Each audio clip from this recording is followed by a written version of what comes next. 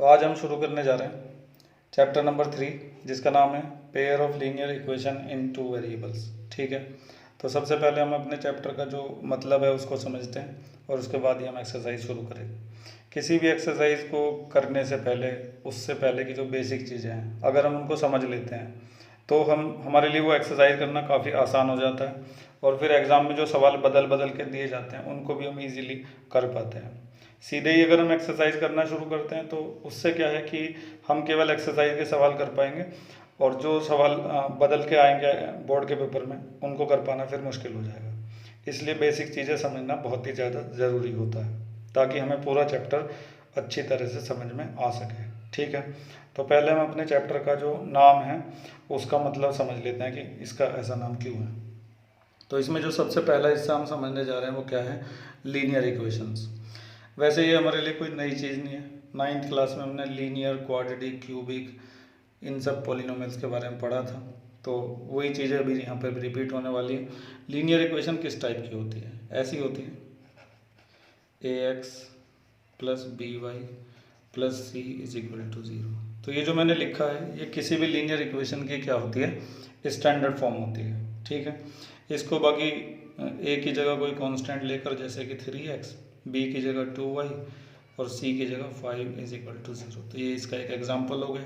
इसके अलावा और भी बहुत से एग्जांपल हम ले सकते हैं कि जैसे कि 3x plus 4y plus 0 is equal to 0, तो इतनी रह जाएगी बस इक्वेशन हमारी।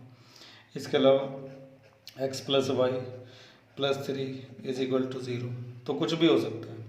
तो लीनियर इक्वेशन का मतलब ये है कि जो वेरिएबल होगा उसकी डिग्री क्या होनी चाहिए, 1, मतलब उसकी पावर 1 होनी चाहिए।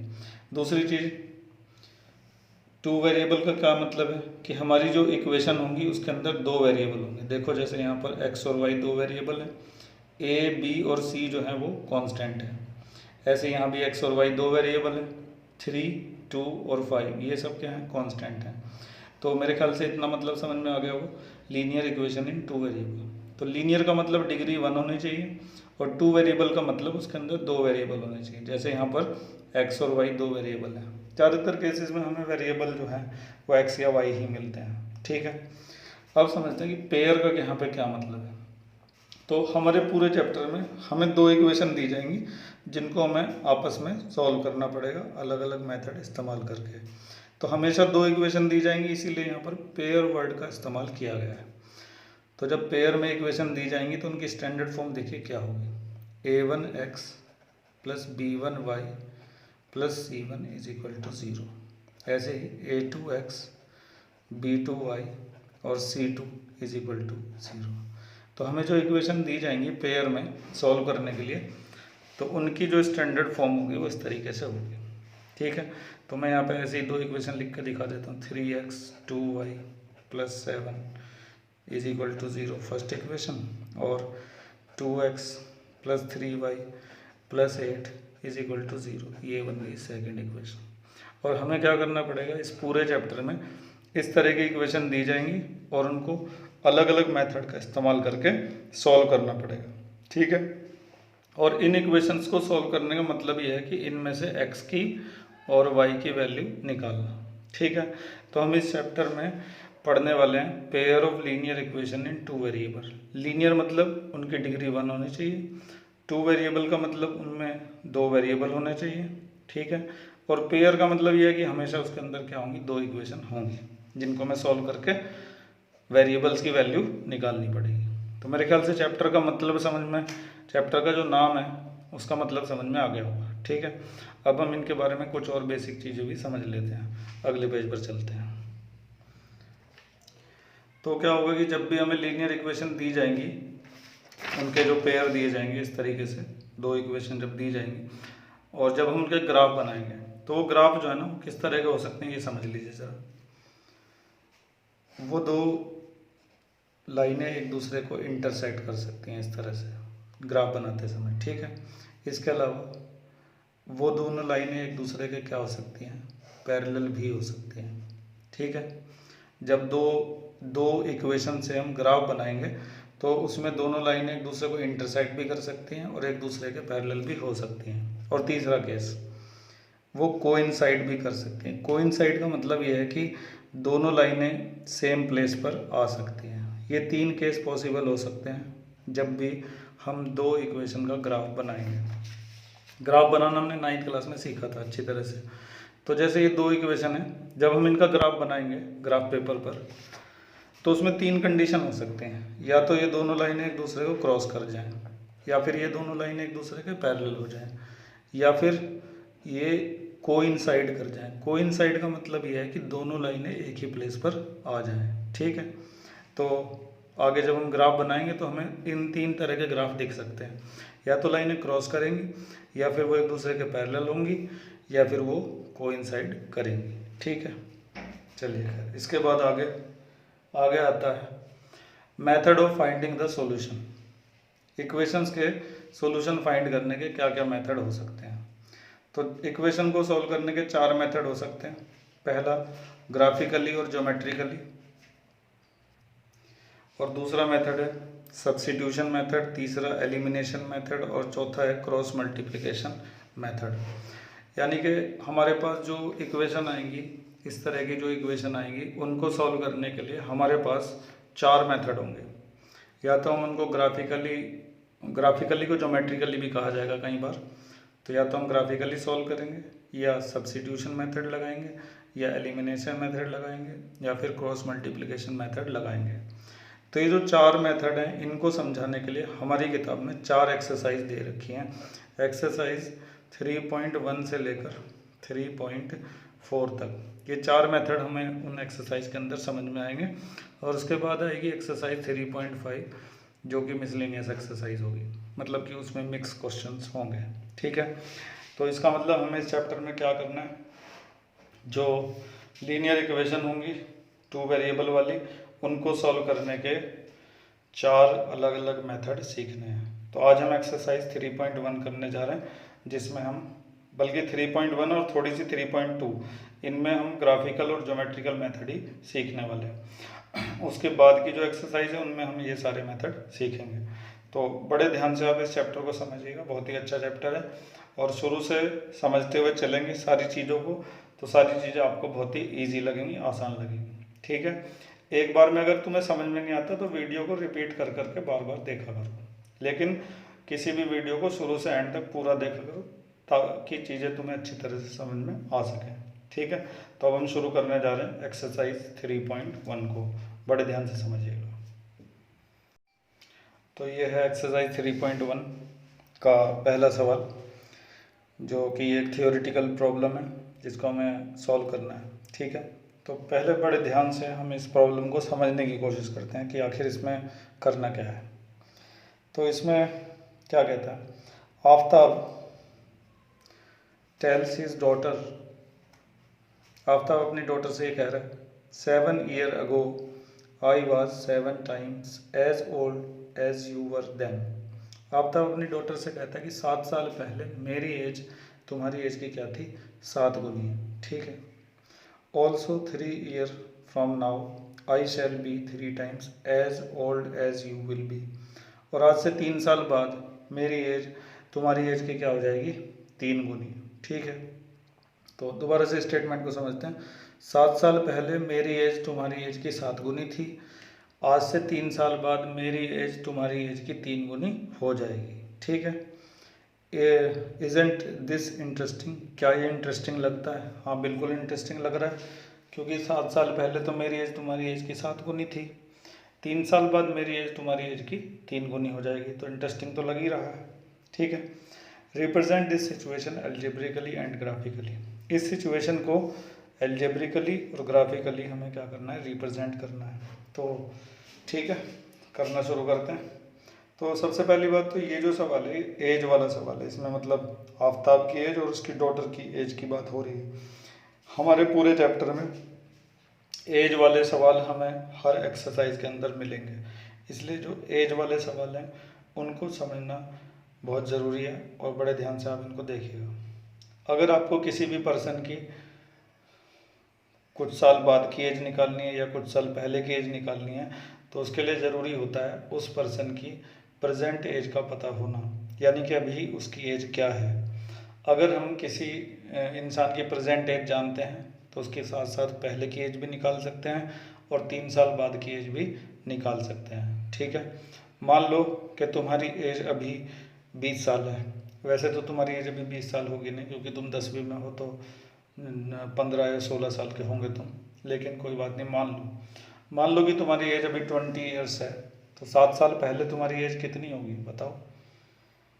अभी 20 साल के हो तो 7 साल पहले कितने साल के होगे? 13 ईयर्स। ठीक है, और अभी 20 साल के हो तो 3 साल बाद कितने साल के होंगे? 23। ठीक है, तो अभी 20 के हैं, 7 साल पहले 13 साल के होंगे और 3 साल बाद 23 ईयर्स के होंगे। ठीक है, तो यानी कि अगर हमें अपनी अभी की एज पता है तो हम 7 साल पहले की भी एज निकाल सकते हैं और 3 साल बाद की एज भी निकाल सकते हैं। तो इस सवाल में जो सबसे पहला काम होगा वो ये होगा कि आफ्ताब और उसकी डॉटर दोनों की प्रेजेंट एज का पता होना ज़रूरी है।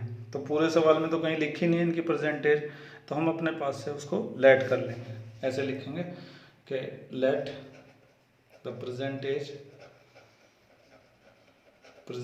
As of Aftab be x years.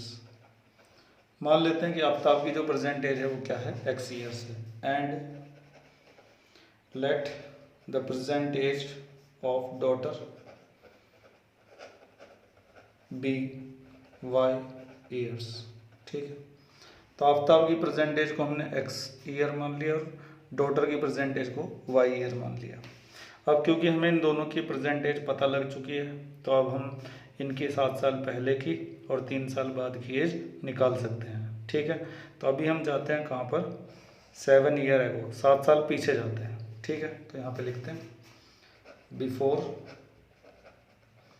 7 years, 7 साल पहले। 7 ईयर एगो भी लिख सकते थे हम यहाँ पे। ठीक है, तो 7 साल पहले क्या होगा, ध्यान से जरा समझिएगा। आफ्ताब की एज क्या होगी 7 साल पहले? एज ऑफ आफ्ताब, अभी आफ्ताब की एज x है तो 7 साल पहले कितनी होगी? x - 7। तुम्हारी एज अभी 20 साल है तो 7 साल पहले कितनी होगी?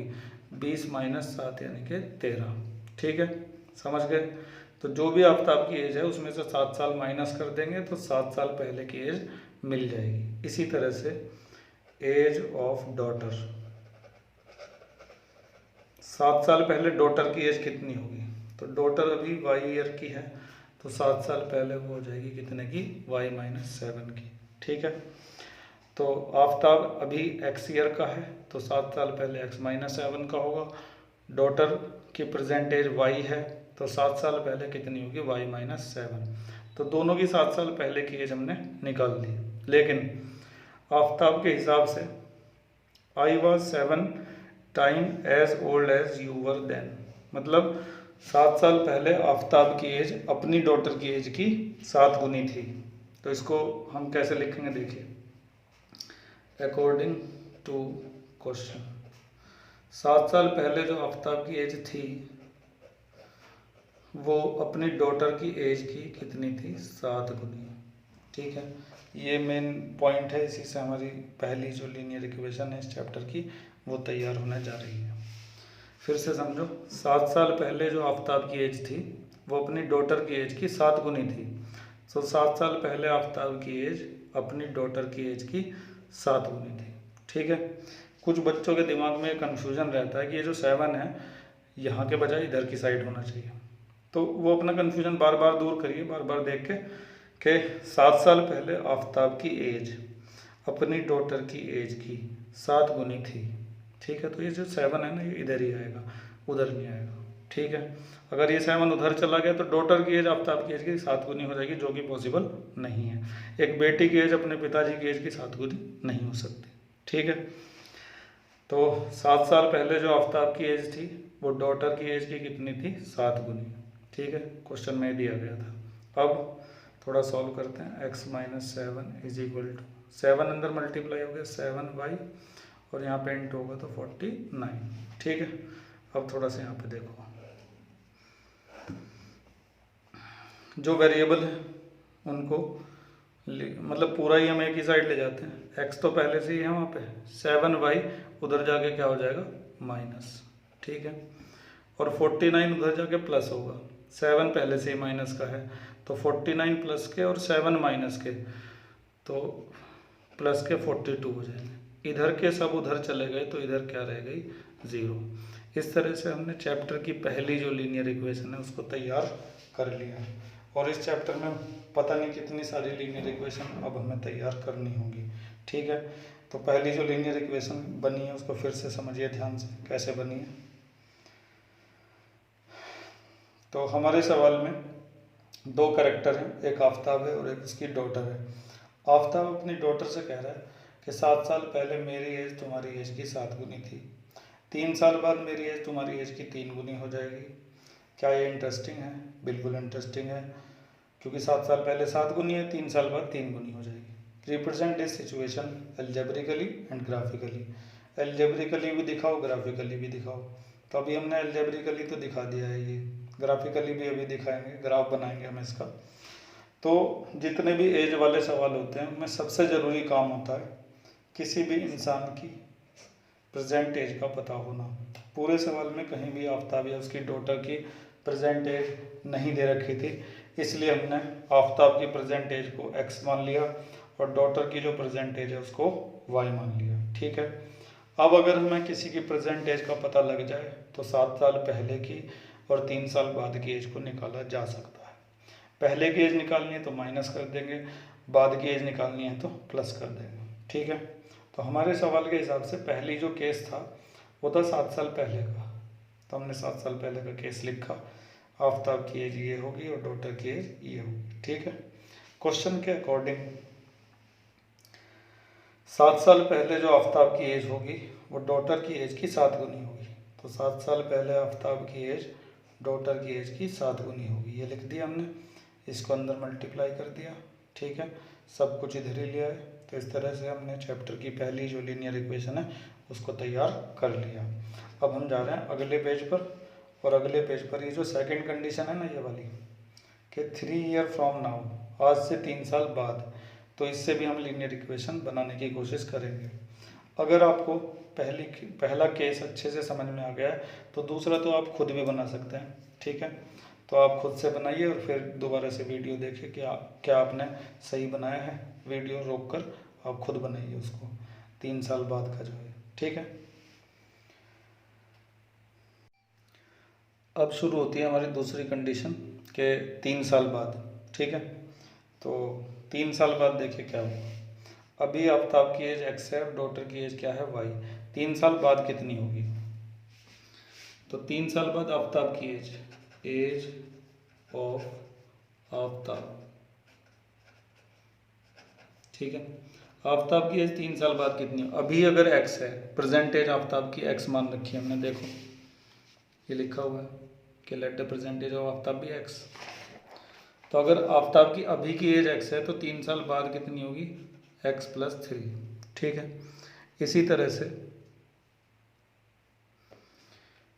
एज ऑफ डॉटर,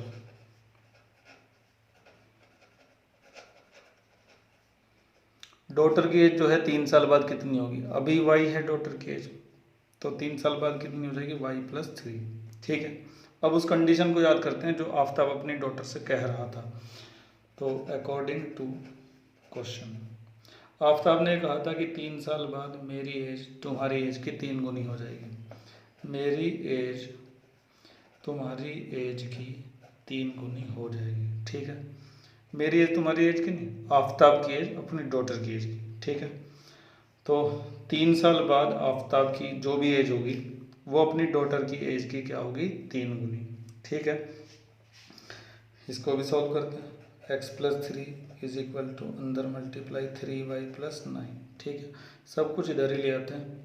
तो x - 3y, 9 जो है ना इधर आके माइनस का होगा, 3 प्लस का है तो माइनस के बचेंगे 6 = 0। तो इस तरह से हमारी दूसरी जो लीनियर इक्वेशन है वो तैयार हो गई। तो इस तरह से दोनों इक्वेशन की एल्जेब्रिक रिप्रेजेंटेशन हमने कर दी है। तो अब मैं इसको लिख देता हूँ यहाँ पे, ठीक है। तो मैंने यहाँ पे लिख दिया एल्जेब्रिक रिप्रेजेंटेशन। तो पहली इक्वेशन हमारी ये थी, इसको मैं लिख रहा हूँ x - 7y +42 is equal to 0। और दूसरी इक्वेशन हमने अब बनाई है x minus 3y minus 6 is equal to 0। तो ये हो गई हमारी दोनों इक्वेशंस की एल्जेब्रिक रिप्रेजेंटेशन।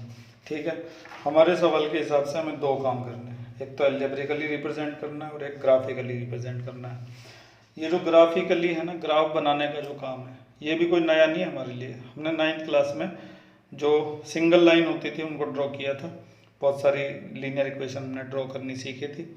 अब डिफरेंस ये है कि पहले एक लाइन ड्रॉ किया करते थे 9th में, अब हम दो लाइनों को ड्रॉ किया करेंगे। ठीक है, 9th में हमारे ग्राफ ऐसे होते थे इस टाइप के कि बस एक लाइन हम ड्रॉ किया करते थे। ठीक है, अब हमारे ग्राफ ऐसे होंगे कि अब हमें दो लाइनों को ड्रॉ करना पड़ेगा। इस तरह से हो सकती हैं, वो एक दूसरे क्रॉस भी कर सकती हैं, पैरेलल भी हो सकती हैं और कोइंसाइड भी कर सकती हैं। मैंने तुम्हें अभी दिखाया भी था कि जब हम इनको ड्रॉ करेंगे ना तो 3 केस पॉसिबल है, या तो वो एक दूसरे क्रॉस कर जाएंगे, या फिर वो एक दूसरे के पैरेलल होंगी, या फिर वो क्या कर जाएंगे, कोइंसाइड। ठीक है, तो अब हम क्या करने वाले हैं, हमने जो दो इक्वेशन तैयार की हैं, अगले पेज पर हम इनका ग्राफ बनाने जा रहे हैं। तो बड़े ध्यान से देखिएगा कि इन इक्वेशंस का ग्राफ कैसे बनेगा। ठीक है, तो इस तरह से अगले पेज पर मैंने दोनों जो इक्वेशंस हैं उनको लिख दिया है। ये बनाई थी हमने इक्वेशन इस तरह से। ठीक है, अगले पेज पर मैंने इनको लिख दिया है। और ये मत सोच लेना कि एक सवाल से तुम्हें सब समझ में आ गए, पूरा चैप्टर समझ में आ गया, पूरी एक्सरसाइज समझ में आ गई। हमेशा कम से कम 2 या 3 सवालों को ध्यान से समझना पड़ता है, तब जाके हमें वो एक्सरसाइज के अंदर जो भी कॉन्सेप्ट है वो समझ में आता है। ठीक है, इसलिए बड़े ध्यान से देखते रहिएगा। अब हमें इन इक्वेशन को सॉल्व करके पहले पॉइंट निकालने पड़ेंगे जिनको हम ग्राफ के ऊपर प्लॉट करेंगे। ठीक है, ये वही 9th क्लास वाला कॉन्सेप्ट है, आपको आसानी से समझ में आ जाएगा। ठीक है, तो सबसे पहले हम क्या करने वाले हैं कि ये जो दो इक्वेशन है इनमें से x या y किसी एक की वैल्यू निकालने जा रहे हैं। तो ध्यान से देखिएगा जरा कैसे निकलेंगे वैल्यूज। तो यहाँ से हम y को जो 7y है उसको उधर ले जाते हैं, x plus 42 is equal to 7y। ठीक है, उसके बाद क्या करेंगे, ये जो 7 है ना इसको डिवाइड में ले जाएंगे, x प्लस 42 अपॉन 7, वहाँ पर रहेगा y। ठीक है, थोड़ा सा और काम कर सकते हैं, थोड़ा इजी कर सकते हैं, इसको अलग अलग कर देंगे दोनों के नीचे, x/7 और 42/7 इज इक्वल टू y। ठीक है, समझ आ रहा है। इसके बाद x/7 और 7 6 42 y। तो y की जो वैल्यू आई ना वो ये आई है x/7 और प्लस 6। y की वैल्यू निकालने के बाद अब हम यहाँ पे बनाते हैं एक टेबल। ठीक है, आपको याद होगा ऐसे टेबल 9th में बनाया करते थे ग्राफ को ड्रॉ करने के लिए। इस टेबल में मिनिमम 2 पॉइंट निकालने ज़रूरी होते हैं, और मेरे ख्याल से आपको 3 से ज़्यादा निकालने भी नहीं चाहिए, फालतू में टाइम ही वेस्ट होगा, क्योंकि किसी भी लाइन को ड्रॉ करने के लिए 3 पॉइंट सफिशेंट होते हैं। ठीक है, कम से कम 2 तो निकालने ही पड़ेंगे। लेकिन तो यहाँ x लिखेंगे और यहाँ लिखेंगे y। ठीक है, अब हम यहाँ पर x की जगह कोई भी कुछ भी रख सकते हैं, 100 रख सकते हैं, 1000 रख सकते हैं, लेकिन कोशिश ये रहनी चाहिए कि छोटी छोटी वैल्यूज़ रखी जाएं, और ऐसी वैल्यू रखेंगे कि 7 से वो क्या हो जाए, डिवाइड। ठीक है, इस बात का बहुत ध्यान रखना पड़ेगा। तो हम x की जगह यहाँ पर 7 रख देते हैं। ठीक है, 7 रखा तो 7 से 7 कट के 1 आएगा, और 1 प्लस 6 क्या हो जाएगा, 7। ठीक है, तो सिंपल वैल्यू मिल गई। आप कोशिश ये रखिएगा कि x की जगह ऐसी वैल्यू रखें जो 7 से क्या हो सके, डिवाइड हो सके, और छोटी वैल्यू हो, ताकि ग्राफ जो है ना हमारा बहुत बड़ा ना बने। ठीक है, और क्या रख सकते हैं, 14 रख सकते हैं हम यहाँ पर x की जगह। ठीक है, तो 7 मतलब जब यहाँ 14 रखेंगे तो 7 से 2 टाइम कैंसिल हो जाएगा, 2 आएगा, 2 और 6 कितना हो जाएगा, 8। ठीक है, इसके अलावा ज़रूरी नहीं कि प्लस का ही रखेंगे, माइनस का भी रख सकते हैं। x की जगह हमने -7 रखा तो 7 से 7 कट के -1 आएगा, और 6 में से 1 जाके क्या बचेगा, 5। ठीक है, तो इस तरह से हमें ठीक ठाक सी छोटी छोटी सी वैल्यू मिल गई। इस चीज़ को फिर से समझते हैं, या तो आपको यहाँ से x की या फिर y की वैल्यू निकालनी पड़ेगी। जैसे मैंने y की निकाली है, y की वैल्यू ये पूरी आई है, आप x की भी निकाल सकते हैं। ठीक है, तो y की वैल्यू निकालने के लिए मैंने क्या किया, माइनस का था तो इधर ले गया प्लस हो गया, फिर 7 चला गया डिवाइड में, ठीक है। फिर ये जो 7 है ना, इसको दोनों के नीचे अलग अलग हमने लिख दिया ऐसे करके, ठीक। 7 से कट गया 6 टाइम, ठीक है। अब y इज इक्वल टू आ गया x/7 + 6, ठीक है। अब हम x की जगह रखने को तो कुछ भी रख सकते हैं, लेकिन हमेशा ऐसी वैल्यूज़ रखेंगे जो छोटी होंगी और कम से कम डेसिमल में हमारा आंसर ना आए। तो हमने x की जगह ऐसी वैल्यूज़ रखी जो 7 से कट सके। तो 7 के जो मल्टीपल होते हैं वो रखना शुरू किया। पहले हमने 7 रखा, फिर 14 रखा, फिर -7 रखा, 21 भी रख सकते थे, इस तरह की वैल्यूज़ रखें। तो ये जो कैलकुलेशन है ये आपकी अपने तरीके से होगी, मेरे तरीकों को रटने की कोशिश मत करिएगा, अपने तरीके से करिएगा। जैसे मैंने यहाँ पे y की वैल्यू निकाली तो आप कोशिश करिएगा x की वैल्यू निकालने, और उसके बाद ये टेबल तैयार करिएगा, ठीक है। अब इसी तरह से हमारी जो दूसरी इक्वेशन है उससे भी हम एक ऐसी ही टेबल तैयार करने जा रहे हैं, तो ध्यान से देखिएगा। अब की बार मैं यहाँ से x की वैल्यू निकालता हूँ, तो x को यहीं रखेंगे, जिसकी भी वैल्यू निकालनी है उसको एक तरफ रखो, बाकी सारा दूसरी तरफ ले जाओ, ठीक है। तो 3y उधर जाके प्लस हो गया और 6 भी उधर जाके प्लस हो गया, ठीक है। ये मिल गई x की वैल्यू। अब हम बनाते हैं टेबल। टेबल बनाने के लिए आप रफ में कर सकते हैं, वैल्यूज़ रखने का काम जो है उसको रफ में कर सकते हैं, ठीक है। तो y की जगह हम रख देते हैं 1। जब हम y की जगह 1 रखेंगे तो यहाँ पर रहेगा 3, 6 और 3 कितना हो जाएगा 9, ठीक है। अब हम y की जगह 0 रख देते हैं, 0 से कोई प्रॉब्लम है नहीं। तो y की जगह जब 0 रखेंगे तो ये पूरा 0 हो जाएगा और हमें क्या मिलेगा 6, ठीक है। अब हम y की जगह -1 रख देते हैं। तो देखो मैंने छोटी छोटी वैल्यूज ली, 1 लिया, 0 लिया, -1 लिया। लेने को तो तुम 2 भी ले सकते हो, वहाँ पे 2 लोगे तो 3 2 जा 6, 6 और 6 कितना हो जाएगा 12, बड़ी वैल्यू हो जाएगी थोड़ी सी, ठीक है। तो अभी मैंने y की जगह क्या लिया है -1, तो जब y की जगह -1 रखें, मैं यहाँ रख के दिखाता हूँ। y की जगह -1 रख दिया, +6, 3 -3 +6, 6 में से 3 गया तो क्या बचा 3। तो जिनसे डायरेक्ट नहीं हो पाता वो ऐसे रफ में कर लिया करें, ठीक है। ये रफ था। तो अब हमारे पास दो जो लीनियर इक्वेशन थी, दोनों की 2 टेबल तैयार हो गई हैं। अब ये जो पॉइंट्स हैं इनको हम क्या करेंगे, ग्राफ के ऊपर प्लॉट करेंगे और उन दोनों लाइनों को ड्रॉ करके दिखाएंगे। तो इसकी जो ग्राफिकल रिप्रेजेंटेशन है वो भी हो जाएगी। तो बड़े ध्यान से देखिएगा किस तरह से बनेगा, ठीक है। अगले पेज पर चलते हैं। तो इस तरह से अगले पेज पर मैंने वो जो टेबल बनाई थी उनको लिख लिया।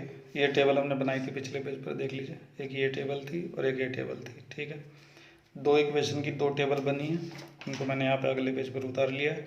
अब हम इनका ग्राफ बनाने जा रहे हैं, ठीक है। तो ग्राफ बनाने के लिए ये जो मैंने बनाया है इसको बोलते हैं कार्टेशियन प्लेन, जिसमें x और y 2 एक्सिस होते हैं, x और x डैश बोलते हैं इसको, और इसे बोलते हैं y और y डैश, ठीक है। ये x एक्सिस है और ये क्या है y एक्सिस। अब इनको प्लॉट करना है हमें। दूसरी बात ये है कि मैंने देखो गैप यहाँ पे कितने का ले रखा है, 2 2 का गैप लिया हुआ है, क्योंकि हमारी जो वैल्यूज़ हैं वो 14 तक जा रही हैं। अगर मैं यहाँ पे 1 1 का गैप लेता तो 14 जो है वो बाहर ही निकल जाता है इस पेज से। तो ये आप अपने हिसाब से एडजस्ट कर सकते हैं। आप यहाँ पे अगर छोटी वैल्यूज़ हैं तो 1 1 का डिफरेंस ले सकते हैं, बड़ी वैल्यू है तो 2 का, 5 का, 10 का, कितने का भी डिफरेंस आप ले सकते हैं, ठीक है। और वैसे तो आप ग्राफ पेपर पे बनाएंगे, मैं आपको यहाँ पे बना के दिखा रहा हूँ, ठीक है। एग्जाम में ग्राफ पेपर मिलता है इनको ड्रॉ करने के लिए। तो सबसे पहले मैं इसको ड्रॉ करने जा रहा हूँ, इस वाली लाइन को ध्यान से देखते हैं। पहला पॉइंट है 7 7, तो यहाँ से चलना स्टार्ट करेंगे, x पे 7 चलेंगे, यहाँ पर आएगा 7, 6 और 8 के बीच, x पे चले और फिर y की तरफ चलेंगे 7, तो इनका 7 यहाँ आएगा, तो ये वाला पॉइंट हो जाएगा हमारा 7,7, ठीक है। और इसको हम कुछ नाम देते हैं, जैसे कि या ज़रूरत नहीं है नाम देने की, ठीक है। पहला पॉइंट हो गया। अब दूसरा पॉइंट है 14,8, तो फिर यहाँ से चलेंगे, पहले x पे चलेंगे 14 और फिर y पे चलेंगे 8 ये है। तो ये हो गया हमारा दूसरा पॉइंट 14,8, ऐसे लिख देंगे इसके ऊपर, ठीक है। अब तीसरा पॉइंट है -7 और 5, तो यहाँ से फिर चलेंगे इस बार x पे माइनस की तरफ जाना है, तो -7 यहाँ पड़ेगा और 5 यहाँ पर इस जगह पर आएगा। ठीक है, तो ये हमारा दूसरा पॉइंट हो गया, -7 और 5। तीनों पॉइंट प्लॉट करने के बाद अब हम उन्हें ज्वाइन करेंगे। क्योंकि ये जो पॉइंट हैं ये एक लीनियर इक्वेशन के हैं, इसलिए जब इनको ज्वाइन किया जाएगा तो ये सारे एक सीधी लाइन में आएंगे। अगर आपके पॉइंट एक सीधी लाइन में नहीं आ रहे हैं तो इसका मतलब कहीं ना कहीं कोई मिस्टेक हुई है, तो आपको अपना सवाल दोबारा से चेक करना पड़ेगा। ठीक है, आपके सारे पॉइंट एक ही लाइन में आने चाहिए। तो मेरे तो सारे पॉइंट एक लाइन में आ भी रहे हैं, और वैसे भी एक रफ पेपर है, ये कोई ग्राफ पेपर नहीं है, तो थोड़ा बहुत मेरा इधर उधर हो भी सकता है। वैसे तो मेरा स्ट्रेट लाइन में ही आएगा। देखो थोड़ा सा बच गया, मामूली सा। तो ये जो मेरे में थोड़ा बहुत डिफरेंस आ भी रहा है, केवल इस वजह से आ रहा है क्योंकि ना तो मेरे पास अभी स्केल है और ना ही मैं ग्राफ पेपर के ऊपर बना रहा हूँ। ठीक है, फिर भी करीब करीब 99% आप इसे एक स्ट्रेट लाइन कह सकते हैं। ठीक है, इस लाइन को ड्रॉ करने के बाद इसकी जो इक्वेशन है ना वो इसके ऊपर लिखी जाएगी। ये इक्वेशन है इस लाइन की, तो नीचे या ऊपर कहीं भी लिख सकते हैं, यहाँ लिख देता हूँ x - 7y + 42 = 0। ठीक है, तो इक्वेशन लिखना इसलिए ज़रूरी होता है ताकि पहचान रहे, क्योंकि हम यहाँ पे दो लाइन बनाने वाले हैं। तो कौन सी किसकी इक्वेशन है, इसका कौन सी किसका ग्राफ है, इसका पता लगेगा इक्वेशन लिखने से। ठीक है, तो पहली लाइन ड्रॉ हो चुकी, अब बारी आती है दूसरी लाइन की। इसका पहला पॉइंट है 9,1, तो यहाँ से चलेंगे x पे 9 और y पे 1, ये पॉइंट है 9,1। ठीक है, तो समझ में तो आ रहा होगा ना ये सब चीज़ें। अगर आपको समझ में आता है तो लाइक करने में कंजूसी ना किया करें, लाइक ज़रूर कर दिया करें, जिससे मुझे पता चले कि हाँ मैं अच्छा पढ़ा रहा हूँ। ठीक है, और अगर कमेंट्स में लिख देंगे तो वो तो बहुत ही अच्छा रहेगा, ताकि मुझे लगे कि हाँ मैं किसी को पढ़ा रहा हूँ, ऐसा ना लगे कि मैं कहीं दीवारों को पढ़ा रहा हूँ। ठीक है, तो और अपनी प्रॉब्लम भी मुझे ज़रूर लिखा करो, या तो कमेंट्स में लिखो या फिर मेरा व्हाट्सएप नंबर आता है हमेशा वीडियो के एंड में, उसमें आप अपनी प्रॉब्लम ऑडियो, वीडियो, टेक्स्ट किसी भी तरह से अपनी प्रॉब्लम मुझे भेज सकते हैं। ठीक है, तो कुछ बच्चे भेजते भी हैं, जैसे रोहित है, सुहानी है, ये सब मुझे अपनी प्रॉब्लम भेजते भी हैं, फिर मैं उनके सोल्यूशन इनको देता हूँ। तो अपनी प्रॉब्लम पूछने में ज़रा भी संकोच मत किया करो। ठीक है, चलो खैर, एक लाइन हमने ड्रॉ कर ली, अब दूसरी लाइन को ड्रॉ करते हैं। तो पहला पॉइंट हमने बना ही दिया 9,1, दूसरा पॉइंट है 6,0। तो यहाँ से चलेंगे, x पे 6 चलना है, y पे 0 चलना है, यानी कि y पे चलना ही नहीं है। 0 का मतलब नहीं चलना, तो x पे 6 गए, y पे 0 गए, यानी कि यही पॉइंट है 6,0। दूसरा पॉइंट 3,-1, यहाँ से चलेंगे, x पे 3 यहाँ आएगा और -1 यहाँ आएगा, क्योंकि देखो यहाँ पे ये जो अब नहीं, थोड़ा नीचे आएगा, नहीं थोड़ा नीचे, तो -2 है तो यहीं जाएगा। ठीक है, तो ये जो हमारा पॉइंट है ये क्या होगा, 3,-1। तीनों पॉइंट हमने प्लॉट कर दिए हैं, इसके बाद इनको इस तरह से करेंगे ज्वाइन, तो तीनों फिर से मेरे स्ट्रेट लाइन में आ रहे हैं। ठीक है, देखो मैं तो पुराना ड्राइवर हूँ, मेरे तो आएंगे ही सही, तुम्हें बहुत प्रैक्टिस की ज़रूरत पड़ेगी, बहुत प्रैक्टिस करनी पड़ेगी, ग्राफ बना बना के अलग अलग तरीके से। जैसे मैंने x की वैल्यू निकाल के किया था, तो तुम y की वैल्यू निकाल के करोगे। प्रैक्टिस की बहुत ज़रूरत होती है, ज़बरदस्त प्रैक्टिस, और मेहनत करिए।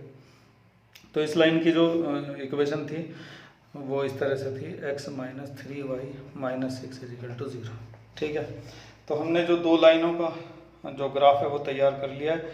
हो सकता है ये लाइनें आगे जाके कहीं एक दूसरे से मिल जाएं, लेकिन फिलहाल हमें इन्हें मिलवाना नहीं, कुछ नहीं करना, बस ऐसे बनाना था। ठीक है, तो ये हुई ज्योमेट्रिकल रिप्रेजेंटेशन। पूरे सवाल को एक बार फिर से समझते हैं। तो ये हमारा सवाल है, एज वाला सवाल है। मैंने पहले ही बता दिया था कि इस चैप्टर में हर एक्सरसाइज में एज वाले सवाल मिलेंगे, तो इसलिए शुरू से ही ध्यान से समझना होता है। तो आफ्ताब और उसकी डॉटर के बीच कन्वर्सेशन चल रहा था। आफ्ताब कहता है कि 7 साल पहले मेरी एज तुम्हारी एज की 7 गुनी थी, 3 साल बाद 3 गुनी हो जाएगी। उसके बेस पर हमने ऐसे करके इक्वेशन तैयार की। ये फर्स्ट इक्वेशन बनी, और सेकंड इक्वेशन अभी दिखाता हूँ। ये सेकंड इक्वेशन बनी, ठीक है। दोनों इक्वेशन की अलजेब्रिक रिप्रेजेंटेशन को हमने लिख दिया। अब हमें करनी थी ग्राफिकल रिप्रेजेंटेशन, जो हमारे लिए कोई नई चीज़ नहीं थी। उसके लिए पहले हमने पॉइंट्स निकाले ऐसे करके, ठीक है। यहाँ से हमने y की वैल्यू निकाली, यहाँ से हमने x की वैल्यू निकाली। तुम उसका उल्टा करना, तुम इधर x की निकालना, इधर y की निकालना, फिर टेबल बनाना।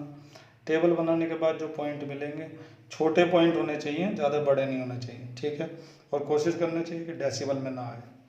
ये सब चीज़ें प्रैक्टिस से ही सुधर पाएंगी। पॉइंट मिलने के बाद हमने इसका ग्राफ ड्रॉ कर दिया है, ये हमने कर दिया ग्राफ ड्रॉ। तो ये हो गई इसकी ज्योमेट्रिकल रिप्रेजेंटेशन। तो एक ही सवाल को अलजेब्रिकली और ज्योमेट्रिकली दोनों तरीके से हमने रिप्रेजेंट कर दिया है। इस तरह से बचे हुए दो जो सवाल हैं, एक्सरसाइज में 2 सवाल और बचे हैं, उनको तुम्हें ही करना होगा, ठीक है। मैं ज़्यादा से ज़्यादा तुम्हें इक्वेशन बना के दे सकता हूँ, लेकिन ग्राफ तुम खुद ही बनाओगे। कोई प्रॉब्लम आती है ग्राफ बनाने में तो आप मेरे से पूछ सकते हैं 2 तरीके से, व्हाट्सएप से या फिर कमेंट्स करके यूट्यूब पर, ठीक है। दूसरी बात यह है कि अभी मैं साथ ही साथ ना चैप्टर 14 भी स्टार्ट करने वाला हूँ, क्योंकि कुछ बच्चों के स्कूल में चैप्टर 14 भी आ रहा है। तो चैप्टर 14 की अलग वीडियो आपको कल या परसों तक मिल जाएगी। तो जिनके में चैप्टर 14 आ रहा है वो उस वीडियो को देख लीजिएगा। इसके अलावा हर वीडियो के डिस्क्रिप्शन में मैं लिंक देता हूँ, उससे पहले वाली वीडियो या उससे आगे की वीडियो का, तो उसका डिस्क्रिप्शन में आप देख लिया करें, आपको वीडियो ढूंढने में आसानी रहेगी, सारी वीडियोस आपको मिल जाएंगी। और अभी तक हम कितने चैप्टर कंप्लीट कर चुके हैं? फर्स्ट हो चुका है, सेकंड हो चुका है और ये चल रहा है थर्ड चैप्टर, ठीक है।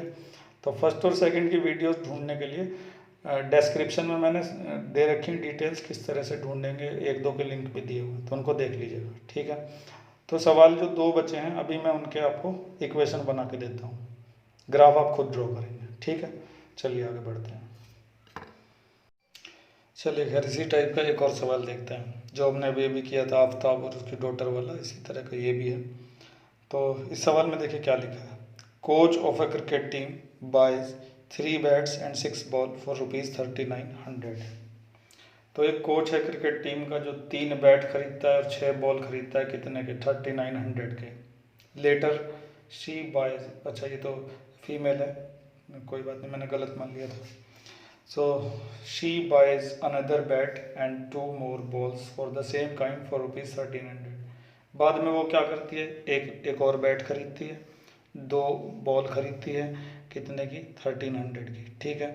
तो हमें क्या करना है, रिप्रेजेंट दिस सिचुएशन फिर से अलजेब्रिकली एंड ज्योमेट्रिकली।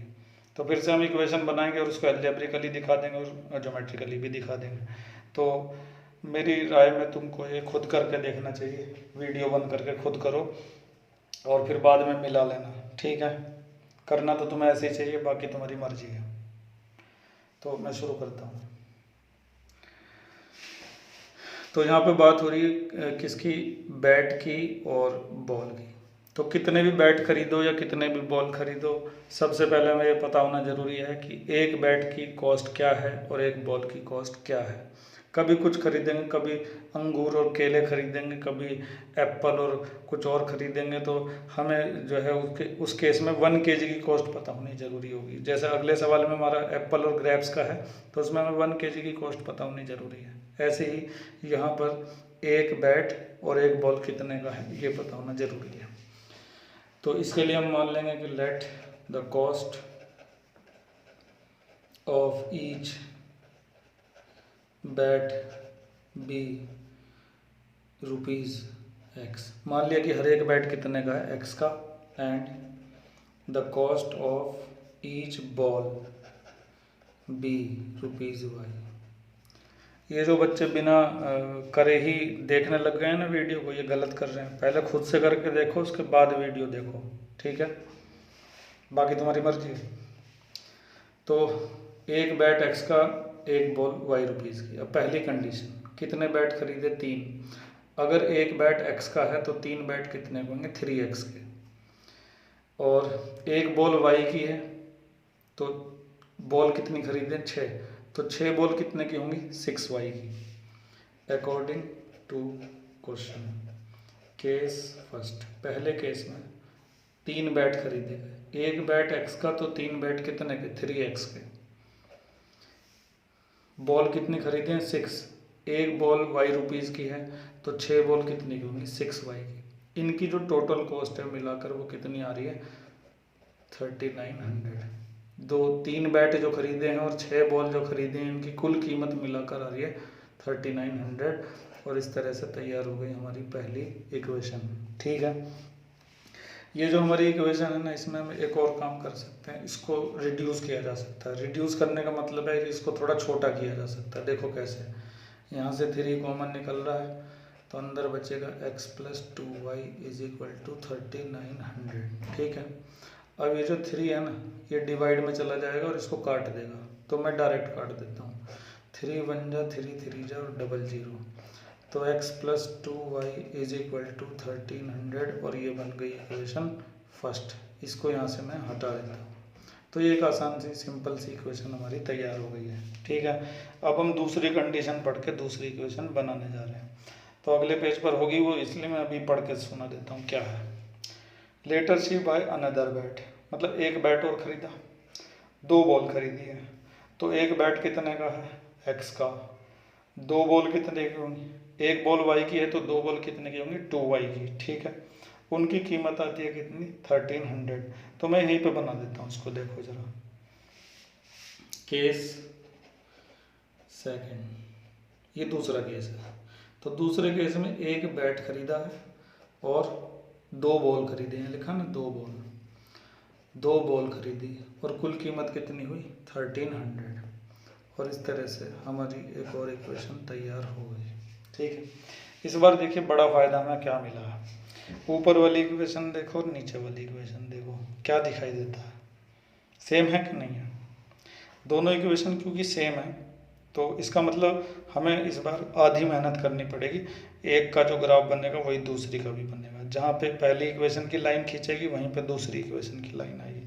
तो इस बार हमारी मेहनत जो है वो आधी रह जाएगी। तो अगले पेज पर, अभी एल्जेब्रिक रिप्रेजेंटेशन तो ये हो चुकी है, अब हमें इनकी ग्राफिकल रिप्रेजेंटेशन करनी है। तो इस पूरे को मैं अगले पेज पर लेकर जाता हूँ, देखिए ध्यान से। तो अगले पेज पर मैंने जो 2 इक्वेशन हमारी बनी थी उनको लिख दिया है। फ़ायदा ये हुआ था कि दोनों इक्वेशन जो है वो बिल्कुल सेम बनी है, एक जैसी। तो एल्जेब्रिक रिप्रेजेंटेशन हो चुकी है, अब आ रही है कौन सी? Geometric representation. तो तुम्हें सारी चीज़ें अच्छे से समझ में आ रही होंगी ना? आ रही है ना? हाँ ठीक है। तो एक तो लाइक करना मत भूला करो, और दूसरा चैनल सब्सक्राइब करना सबसे ज़रूरी काम है, उसे ज़रूर कर लिया करो। मैं बार बार कहता हूँ, हर वीडियो में कहता हूँ।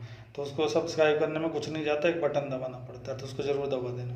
ठीक है, उसी से तो पता चलेगा ना मुझे कि कितने बच्चे वीडियो देख रहे हैं, और फिर मैं और अच्छे अच्छे वीडियो उसी तरह से बना पाऊँगा। उससे मुझे थोड़ा सा वो मिलेगा, क्या बोलते हैं उसको, एनकरेजमेंट। ठीक है, नहीं तो फिर ऐसा लगता है कि जैसे मैं दीवारों को पढ़ा रहा हूँ।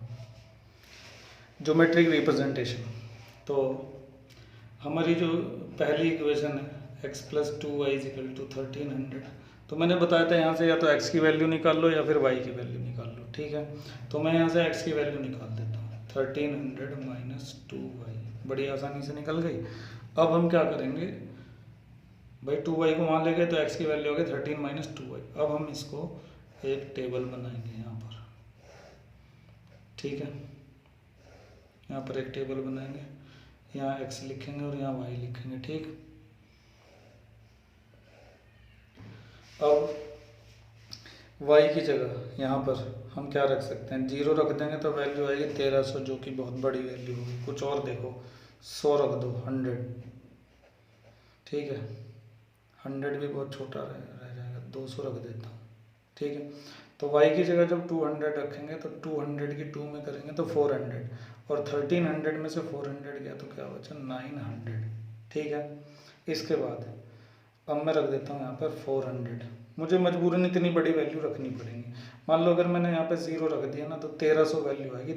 1300 जो वैल्यू है वो 900 से तो बहुत ज़्यादा होगी ना, इसलिए मैं ऐसा कर रहा हूँ। बाकी तुम्हारी मर्जी, तुम कुछ भी वैल्यूज रख सकते हो, रख के प्रैक्टिस कर लेना। तो 400 जब रखेंगे तो 400 2 जा 800। ठीक है, और 1300 में से 800 जाएंगे तो कितने बचेंगे? 500। ठीक है, अब 300 रख देता हूँ, और क्या, 300 रखा तो 3 2 जा 600। 1300 में से 600 गए तो कितने बचे? 700। ठीक है, अब जो हमारी दूसरी इक्वेशन है ना, ये x, मतलब दोनों सेम ही। अब मैं क्या इन्हें कहूँ कि ये दूसरी या तीसरी है, दोनों सेम ही। तो जो एक की वैल्यू आई है वही दूसरे की भी आएंगी, इसलिए निकालने की ज़रूरत नहीं है। ठीक है, अब मैं सीधा ग्राफ बनाता हूँ, ध्यान से देखना। एक चीज़ नोटिस हम कर रहे हैं कि सारी वैल्यू जो है वो पॉजिटिव है। तो जब हम वो बनाएंगे ना एक्सेस, तो उसमें जो नेगेटिव वाली साइड है उसको बनाने की ज़रूरत नहीं पड़ेगी, खाली पॉजिटिव साइड बनाएंगे। तो मैं यहाँ पे ग्राफ की सिर्फ पॉजिटिव साइड बना रहा हूँ, इधर ध्यान से देख लेना। तो तुम्हें जब भी ऐसा लगे कि नेगेटिव वैल्यू तुम्हारे पास नहीं है, तो ग्राफ की सिर्फ पॉजिटिव वाली साइड ही बनाना, ऐसा करके। ये पूरा x का पॉजिटिव होता है और ये पूरा y का पॉजिटिव होता है, x डैश y और y डैश। अब हमारी वैल्यू जो है ना बड़ी बड़ी है, 100 200 300 इतनी बड़ी वैल्यू है। तो हम जो डिफरेंस यहाँ पर लेंगे कम से कम 100 का लेंगे। तो 100 200 300 400, ठीक है। ये जो गैप होता है ना ये इक्वल होता है। ग्राफ में मेरा थोड़ा सा गड़बड़ हो सकता है कि जैसे यहाँ ज़्यादा हो गया, यहाँ कम हो गया, लेकिन ये इक्वल होता है। 500 600 700 800 और ये बचा 900 लास्ट में। ठीक है, थोड़ा सा आगे कर देता हूँ, ये 900 हो गया। ठीक है, अब उधर आ जाओ। 100 200 300 400 500 600 700, ठीक है।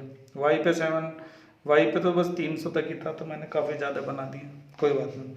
पहला पॉइंट है 200 और 900, तो यहाँ से चलेंगे x पे 200 और y पे 900।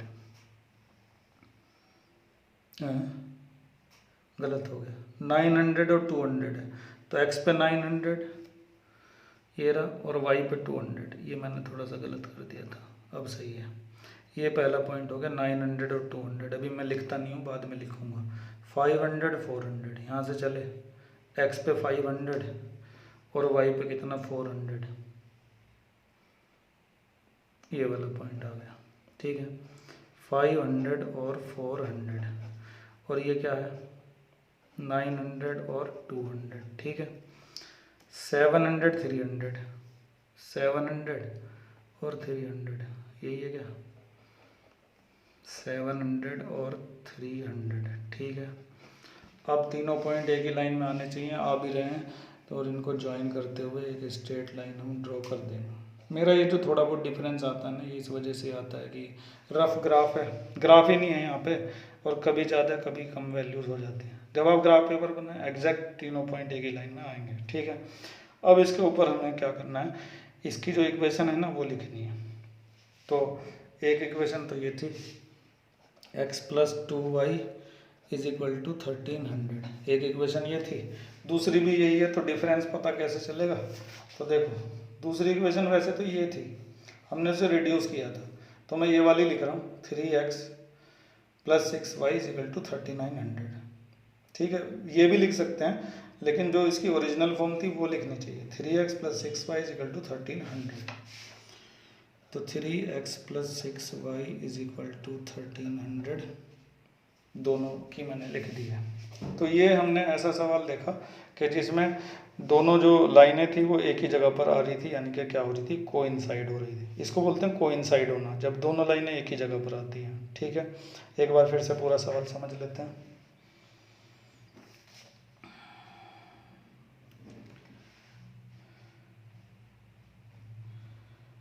तो सवाल ये था कि क्रिकेट एक कोच है क्रिकेट टीम का जो बैट और बॉल खरीदती है। तो बैट और बॉल की बात हो रही थी, हमने माना कि एक बैट x का है और एक बॉल कितने की है y की। ठीक है, इसके बाद अगर एक बैट x का है तो 3 बैट कितने के होंगे 3x के, 6 बॉल कितने के होंगे 6y की, और टोटल जो कॉस्ट आ रही है बैट और बॉल की मिलाकर वो कितनी आ रही है 1300। इस तरह से हमारी इक्वेशन बनी। फिर हमने देखा कि यहाँ से 3 कॉमन आ रहा है, 3 से हमने इसको कैंसिल कर दिया। ऐसे हमारी पहली इक्वेशन तैयार हो गई। इसे बोलते हैं इक्वेशन को रिड्यूस करना। ठीक है, इसी तरह से हमने सेकंड इक्वेशन भी तैयार की। पेज मिलेंगे यार। सेकेंड इक्वेशन कहाँ बनाई थी? हाँ ये तो रही सेकेंड इक्वेशन, यहीं पर नीचे ये बनाई थी। ठीक है, इस बार हमारी दोनों इक्वेशन बिल्कुल सेम बनी थी, एक जैसी। तो हमने बस एक के ही पॉइंट निकाल लिए और फिर उसको क्या कर दिया, ड्रॉ कर दिया। ठीक है, तो एक ऐसा सवाल था जिसमें दो इक्वेशन थी, दोनों बिल्कुल सेम थी, इसलिए उनका जो ग्राफ है वो क्या कर गया, कोइंसाइड। कोइंसाइड मतलब दोनों लाइनों का ग्राफ एक ही जगह पर बन गया। ठीक है, इस तरह से हमारा ये दूसरा सवाल भी क्या हो गया, कंप्लीट हो गया। अब तीसरे सवाल की इक्वेशन वैसे मैं बना के दिखा रहा हूँ तुम्हें, लेकिन मेरी सलाह यही है कि उसे मत देखो, अपने आप करो उस पूरे सवाल को। ठीक है, मैं उस सवाल का जो ग्राफ का आंसर है वो आपको भेज दूंगा, वीडियो के एंड में आपको उसका फ़ोटो मिल जाएगा, तो उसको देख लीजिएगा। वीडियो के एंड में वैसे मैं सारी ज़रूरी जानकारी दे देता हूँ, फ़ोन नंबर, व्हाट्सएप नंबर, सब कुछ। ठीक है, तो आप वहाँ से देख लिया करें। बची हुई जानकारी आपको वीडियो के नीचे जो डिस्क्रिप्शन होता है उसमें मिल जाएंगी। डिस्क्रिप्शन को खोलते हैं ना, उसमें सारी डिटेल्स मिल जाएंगी। ठीक है, तो अभी मैं तीसरा सवाल करने जा रहा हूँ, तुम अपने आप करो उसको और बाद में मिला लेना। ठीक है, मैं तीसरा में पूरा ग्राफ नहीं बनाऊंगा, केवल उसकी इक्वेशन बना के दिखा रहा हूँ। ओके, तो आपने क्वेश्चन नंबर 3 खुद से करके देख लिया होगा, और उसको अभी मैं क्या करता हूँ ना, इसकी इक्वेशन बना के दिखा देता हूँ तुम्हें। अपनी इक्वेशन यहाँ से मैच कर लेना, और जो तुम्हारा ग्राफ बनेगा वो मैं वीडियो के एंड में एक उसका आंसर दूंगा ग्राफ का, उससे अपना मैच करवा लेना। ठीक है, तो देखिए यहाँ पर बात हो रही है एप्पल की और ग्रेप्स की। कभी एप्पल ग्रेप्स होंगे, कभी केले होंगे, कभी अमरूद होगा, कभी कुछ होगा, इस तरीके से बदलते रहेंगे। ठीक है, तो इस केस में क्या है कि एप्पल और ग्रेप्स के केस में हमें पर केजी की कॉस्ट का पता होना ज़रूरी है। ठीक है, तभी हम 2 किलो की या 10 किलो की कॉस्ट निकाल पाएंगे। तो हम ऐसे लिखते हैं कि let the cost of each KG apples be ₹X। मान लिया कि 1 किलो एप्पल जो है वो कितने के, X के हैं, और cost of each KG grapes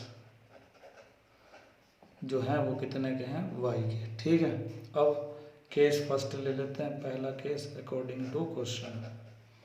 according to question या अकॉर्डिंग टू कंडीशन ऐसे लिखते हैं। ठीक है, तो कितने केजी एप्पल खरीदे थे, 2 केजी। 1 किलो X के हैं तो 2 किलो कितने के होंगे, 2X के। ठीक है, ग्रेप्स जो है वो 1 केजी खरीदें तो 1 केजी ग्रेप्स कितने के, Y के। और इनकी जो टोटल कॉस्ट है मिलाकर वो कितनी आ रही है, 160। ये तैयार हो गई पहली इक्वेशन। ऐसे ही तुम सेकंड केस में दूसरी इक्वेशन आसानी से बना लोगे। क्या खरीदा है, 4 किलो एप्पल खरीदे हैं तो कितने के हो जाएंगे, 4X के। 2 किलो ग्रेप खरीदे हैं तो वो कितने के हो जाएंगे, 2Y के। तो ये होगा कितना, 1300। ठीक है, देखो यहाँ से फिर से 2 कॉमन आ रहा है ना, 2 कॉमन ले लिया तो क्या बचेगा, 2X + Y is equal to 1300। अब 2 से कट जाएगा कितनी बार, 150 बार। तो 2X + Y is equal to 150, और बन गई इक्वेशन सेकेंड।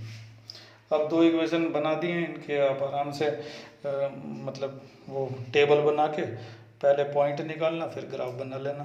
एल्जेब्रिक रिप्रेजेंटेशन ये हो गई, ज्योमेट्रिक या ग्राफिकल रिप्रेजेंटेशन जो है वो तुम ग्राफ में दिखाई दोगे। ठीक है, वैसे मैंने इसका आंसर दे रखा है वीडियो के एंड में, उसको देख लेना।